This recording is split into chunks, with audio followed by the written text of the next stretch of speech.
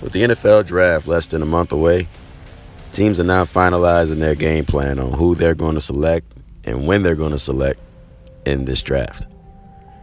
The young players have had their pro days. They've been watched by scouts, head coaches, had the combine and all of that.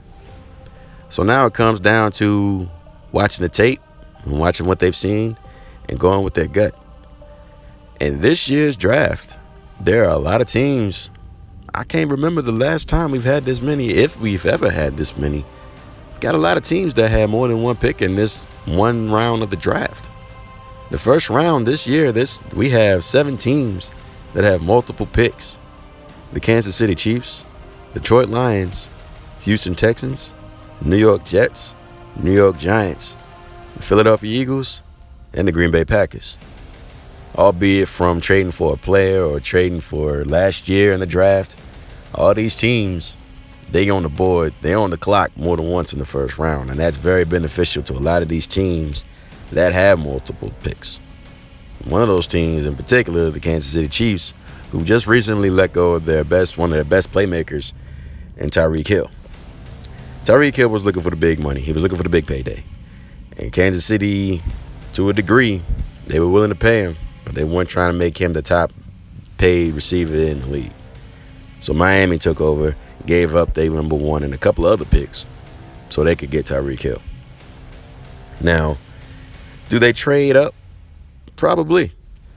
Their picks in this draft in the first round alone are the 29th and 30th pick.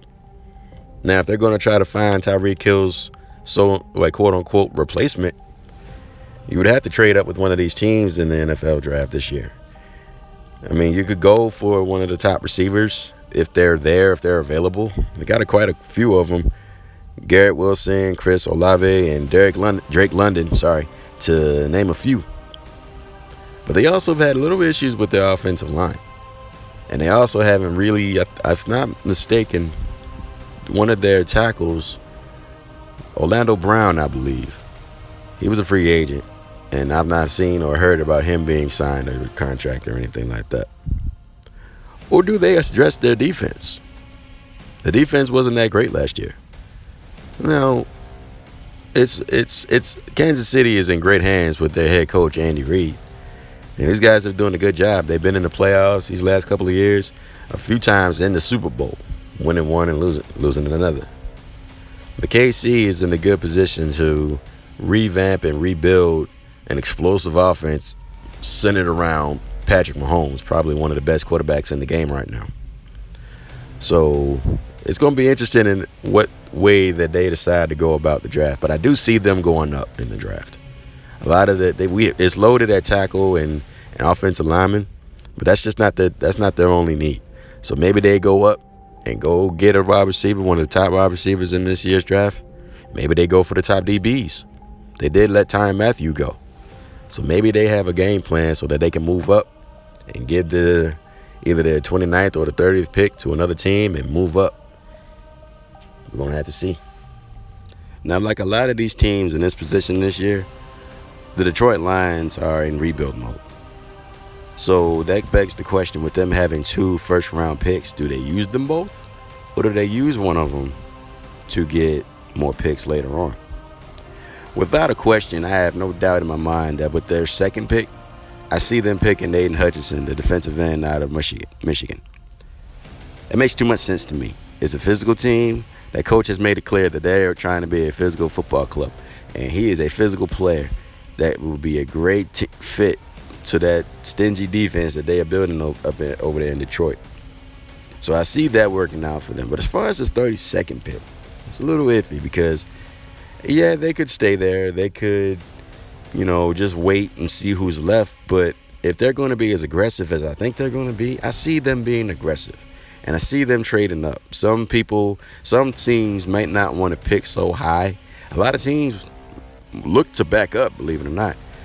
Baltimore is one of them. And there's a couple teams that have had that tendency to do that. New England's another one. So there's a lot of teams that are always willing to trade back. So it's not like it's unheard of.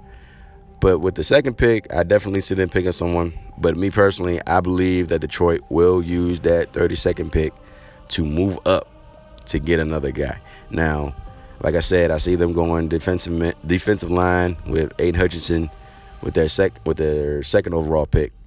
With the 32nd pick, maybe they trade up to, I don't know, number 15 or something like that. Anybody who's willing to do business with them, maybe they trade up and go offensive lineman. There's nothing wrong with building your offensive lineman before you get a franchise quarterback. It's always good to have a nice, secure place for a franchise quarterback to be instead of just going out there and just taking a gamble and picking the quarterback first and having no protection. No one should try to do that, but, it's the NFL, and not everybody knows what they're doing. But do they go for offensive linemen? Or maybe they go for a wide receiver. Maybe the Lions go for one of these top wide receivers. Now, they just signed DJ Chark. They just signed him to a contract. He's a great receiver. He's a young talent. And they got other weapons on the squad as well. So maybe that will help them determine whether or not they go for protection or attack in this year's draft with either one of their picks.